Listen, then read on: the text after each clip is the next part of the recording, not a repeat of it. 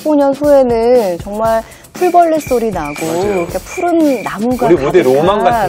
나도 한번 귀농, 뭐 귀촌. 14년에는 4만 4천 가구에 8만 1,000명이나 내려갔어요. 지금 귀농이 트렌드라고 볼 수가 있죠. 이런 말이 있었죠. 이도저도 아니면 이 농사나 짓지라는 말. 거기 마트 있어? 백화점 있어? 편의시설이 없어. 내 친구들은 어떻게 하고? 당신이 다 책임질 거야? 제가 가장 강조하는 겁니다. TV에서 귀농에서 대박 났다는 건 맞아요. 피하세요. 어떻게 느끼셨어요? 가실래요?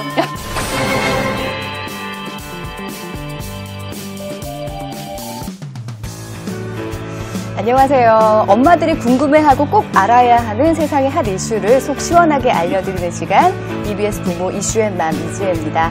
자, 오늘도요 든든한 두 분과 함께합니다. 최재원 씨, 조선미 교수님 나오셨습니다. 어서 오세요. 네, 안녕하세요. 반갑습니다. 최근에 은퇴 후에 제2의 삶을 꿈꾸는 40, 50대 분들 사이에서 귀농귀촌 열풍이 불고 있다고 합니다. 근데 저 주변에서도 40, 50대까지 안 가고 젊은 분들 중에서도 귀농귀촌 관심 있는 분들 많이 계시더라고요. 최근에 그 이효리 씨의 그 제주도 생활이 방송을 타면서 많은 젊은 층에서 나도 한번 귀농, 뭐 귀촌 이런 생각도 전원 생활에 대해서 많이 생각을 해보는 것 같아요. 저도 막 도시에서 살다가 어느 날은 한 10년, 15년 후에는 정말 풀벌레 소리 나고 이렇게 푸른 나무가 우리 무대 로망 같은 거죠. 그런 시골에서 살고 싶다라는 생각을 많이 하게 되는데요.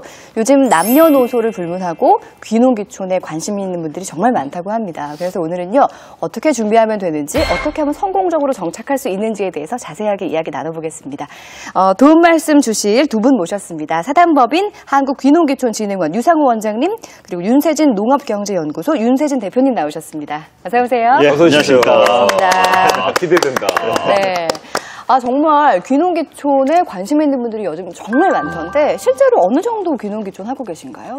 귀농귀촌 1990년도부터 2015년까지 한 25년 정도 됐는데 한 20만 가구가 내려가고 한 40만 명 정도 내려갔는데 최근 5년 동안에 한 반 이상 내려갔어요. 예를 들어서 2011년에 1,500가구, 12년에 27,000, 13년에 32,000, 지난해는 14년에는 4만 4천 가구에 8만 1,000명이나 내려갔어요. 지금 귀농이 트렌드라고 볼 수가 있죠. 그렇게 그 많은 수십만의 여러 가족들이 지금 어디로들 많이들 가고 계시나요? 선호하는 지역 같은 게 있습니까? 네, 선호하는 지역도 많이 있죠. 선호하는 지역은 이제 어떤 데로 가냐면은요, 그 시골로 가는데 시골 안에서도 그 도시에서 한 2시간권 정도, 자기 모도시에서 2시간 정도 되는데 너무 멀지 않은 곳으로 멀지 않는 곳으로 가고 있습니다.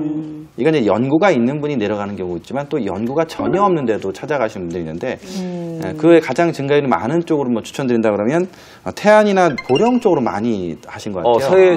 서해안 쪽으로요. 왜냐면 이쪽은 이제 귀농하신다 그러면 농업뿐만 아니라 바닷가락이 있으니까 어업도 가능하시고 또 관광이다 보니까 펜션이나 이런 사업도 있고 또 한 가지는 방금 말씀한 것처럼 서울과 2시간 거리 정도 되니까 뭐 병원이라든가 문화생활이 있어서도 그건 심리적으로 부담이 없어서 그래서 그 증가하는 것 같습니다. 생각해보면요, 제가 한 중학교 때까지만 하더라도 교과서에 항상 많은 사람들이 도시로 몰려들고 있어서 참 문제다라고 했던 것 같은데 요즘은 이렇게 많이들 다시 귀농을 하신다는 게 좀 신기하기도 하고요. 어떤 이렇게 되기까지의 심리적인 원인들이 있지 않을까 싶기도 해요. 그 도시 생활이라고 하면 제일 먼저 무슨 단어가 떠오르세요? 약간 좀 뭔가 각박하고 경쟁. 그렇죠. 예, 도시 생활의 대표적인 특징이 뭐 편의성은 있지만 각박하고 경쟁적인데 요즘은 이제 생계를 위해서 경쟁이 점점 더 심해지고 뭐 젊은 사람들은 취업도 어렵다. 이렇게 이제 마음이 점점 더 사람들이 좀 피폐해진 느낌이 드는 것 같아요. 저도 점점 이제 대학에서 쪼니까 힘든데요. 많이 쪼이면 당하고 계신다고요? 매우 그러니까 이제 점점 힘들게 느껴지는 거죠. 그러니까 이제 직장에서는 되게 힘들고 지쳐서 돌아왔는데 뭐 집에 왔다 해서 별로 편하지가 않은 거예요. 이렇게 아파트에 다 살다 보니까 뭐 옆집은 차 바꿨다더라. 누구네 집에는 1등 했대더라. 뭐 안 듣고 싶어도 비교가 계속 어쩔 수 없이 되는 거죠. 계속 들리거든요. 그러니까 이제 밖에서도 치고 안에서도 치고 그러다 보니까 좀 어디 가서 여유 있게 좀 남 눈치 안 보면서 살고 싶다. 이 도시 생활이라는 게 끊임없이 다른 사람 시선에 의해서 평가받는 삶인 것 같아요. 그래서 그런 걸로부터 좀 자유롭고 싶다. 이런 마음들이 크게 작용한 것 같습니다. 같습니다. 네, 정말 많이 듣는 얘기가 자유롭고 싶다 이 얘기인데 이런 막연한 동경만으로는 사실 굉장히 위험할 수도 있는 게 그렇죠. 귀농귀촌이거든요. 이 적응 실패를 해서 역귀농으로 다시 도시로 돌아오는 분들도 계시다면서요? 예, 맞습니다. 역귀농하는 사람들이 이제 그렇게 많지는 않아요. 네. 한 10% 정도 언저리에 있는데, 네. 근데 이 사람들의 대표적인 유형을 보면 일단 교육 안 받고 내려가요.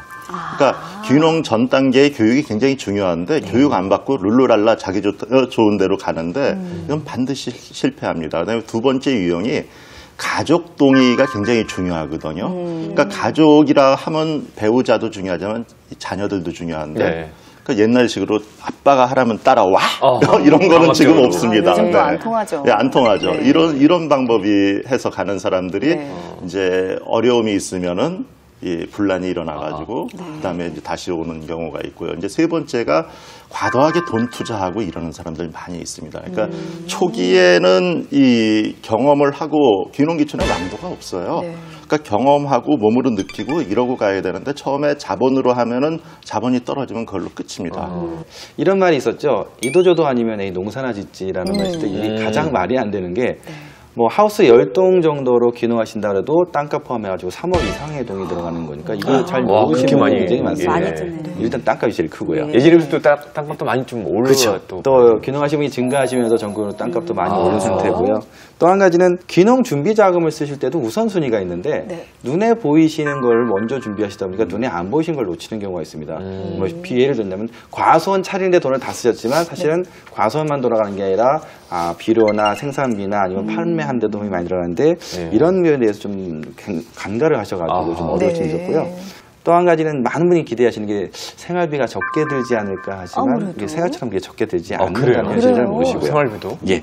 마지막으로는 그 친환경을 많이 강조하시는데 친환경 하면 알아서 다 팔리고 뜯어먹을 것 같지만 현실은 그렇지 녹록지 않은 걸 잘 모르시는 것 같습니다. 근데 저는 직접 농사를 지면 거기 있는 거 그냥 따먹으면 된다고 그러니까요. 생각해서 생활비가 자급자족으로. 네. 거의 안 든다고 생각했는데 예, 그게 아닌가 봐요. 그 보통은 이제 예비 귀농학교에서 강의를 할 때 여쭤봤어요. 귀촌하시거나 귀농하시면 월 생활비 얼마 드세요? 그러면 보통 가장 많이 대답하시는 게 월 100만 원 선을 얘기하시는데 실제로 귀농하셔서 쓰신 분들을 분석해보면 한 170선 정도 쓰고 계시더라고요. 170 정도요? 예. 생각보다 많이 쓰고 계신 게 네. 우선 도시의 씀씀이를 버리지 못하고 그대로 내려가는 케이스가 좀 많이 나가시고요.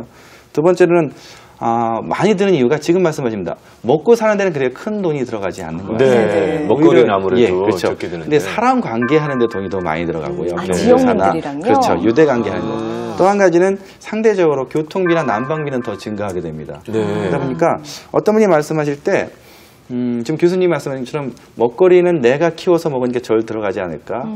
어떤 귀농인이 저한테 강조해서 말씀하신 게 텃밭에 심은 채소값 빼고는 다 똑같다.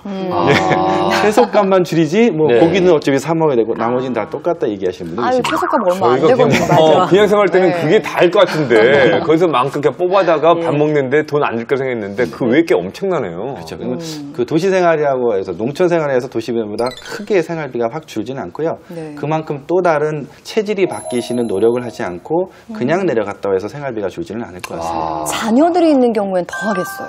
한번 조사를 해본 적이 있는데 그 한국 여성 농업 경영인 대상으로 어느 정도 드십니까? 뭐 사람마다 다르겠지만 네. 평균적으로 냈더니 자녀 부양 가족이 자녀가 고등학교 미만이냐 대학생이냐도 많이 차이 나는 것 같아요. 네. 고등학교 미만인 경우에는 월 생활비가 평균 한 350선 정도 나는 것 같고요. 대학생이면 이제 450선에서 500선을 보통 나가는 것 같습니다. 그렇군요. 참 세상 모든 일이 그렇지만 이렇게 막연한 동경이나 호기심만으로는 성공하기가 참 어렵잖아요. 오늘 이런저런 문제점들 들으시면서 좀 낙심하신 분들이 있으실 것 같은데 그렇다고 너무 낙담하실 필요는 없습니다. 이런 어려운 문제점들을 극복하고 성공적으로 귀농귀촌에 연착륙한 분이 있다고 해서 저희가 찾아가 봤거든요. 함께 만나보시죠.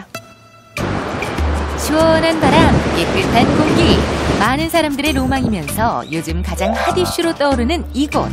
오랜 도시 생활을 정리하고 꿈과 낭만의 섬, 제주도로 귀농한 박원석 씨를 만났습니다. 안녕하세요. 처음에 귀농해서는 감귤과 천평으로 시작을 했거든요. 근데 지금은 이제 4년이 지났는데 지금은 이제 감귤과 4,000평, 그리고 노지알라봉 1,000평, 그리고 이제 하우스 500평 준비 중에 있고요. 일부는 이제 직판으로 해서 판매를 하고 나머지는 이제 농협에 출하하고 있습니다. 제주에서 새로운 인생을 시작한 지 4년. 그에게 새로운 목표와 꿈이 된 감귤농사. 귀농지로 제주도를 선택한 특별한 이유가 있나요? 그동안 이제 출장 때문에 제주에 자주 왔었는데 제주가 마음에 들고 그리고 요즘에 뭐 직장인들 사오정 그러는데 그래서 제가 45세 때 귀농을 결심하게 되고 거기에 가장 최적지로 제주를 제가 생각하게 돼서 제주로 귀농하게 됐습니다. 가장 힘들었던 부분은 제가 이제 농사를 한 번도 안 지어봤기 때문에 도시에서 태어나서 직장 다니고 했기 때문에 방법에 대해서 배워야 하는데 그 부분이 가장 어려웠고 그래서 이제 가장 먼저 생각한 게 감귤 농사를 가르쳐 줄 수 있는 멘토를 구하는 게 가장 나한테는 좋겠다 싶어서 농사가 처음인 그는 마을 주민을 멘토로 처음 감귤농사 짓는 법을 배웠는데요. 나무관리법부터 가지치기 등 농사에 대한 모든 노하우를 알려주셨습니다. 와서 이분들하고 빨리 친해지기 위해서 그 의용소방대 봉사활동을 한다든가 아니면은 그 초등학교하고 중학교 저희 아들이 있어서 여기서 학교 학부모의 또 간부를 맡아가지고 이렇게 마을 사람들하고 접촉하는 기회를 많이 늘려서 그분들이 어떻게 보면은 멘토 역할을 해주고 많은 그 농사 짓는데 많은 도움을 주셨다고 보면 되죠. 귀농에 대한 관심이 뜨거운 요즘 종종 제주도로 귀농 견학을 오는 사람들이 있습니다. 이제는 그들에게 안정적으로 정착한 귀농 선배로서 멘토가 되어주기도 하는데요. 곁에서 힘이 돼준 가족과 함께 인생의 후반전을 준비하는 박원석 씨. 그가 생각하는 귀농 포인트는 무엇일까요? 귀농을 인생의 2막이라고 그러잖아요.